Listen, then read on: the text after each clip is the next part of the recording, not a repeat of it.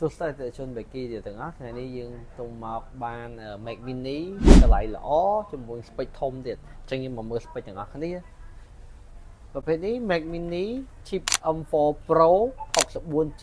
SD មួយទេដែលជាប្រភេទ M4 Pro 14 CPU 14 core CPU 20 core GPU អញ្ចឹងយើងមកធ្វើការ test ជាមួយនឹង game ទាំងអស់គ្នាអញ្ចឹងខ្ញុំដាក់ Steam ចូល download game អញ្ចឹង game ខ្លះគឺអាចប្រើបាន game ខ្លះគឺអាចលេងបានតែគេដាក់ available for Windows only អញ្ចឹងខ្ញុំបាន download game មួយនេះមកបាន test សាកល្បងហើយគឺថាលេងបានធម្មតា smooth តែម្ដងបាទហើយខ្ញុំបើកចូល game ឲ្យមើលហើយប្រភេទនេះគាត់បានតម្លើងជាមួយនឹងប្រភេទ Adobe មួយឈុតតែម្ដង AutoCAD SketchUp សម្រាប់គូប្លង់ DaVinci render ឲ្យបានបញ្ចប់តែម្ដង spec នេះគឺអែមខ្លាំងមែនតើរីឯតម្លៃវិញតម្លៃត្រឹមតែ$1,800តែប៉ុណ្ណោះ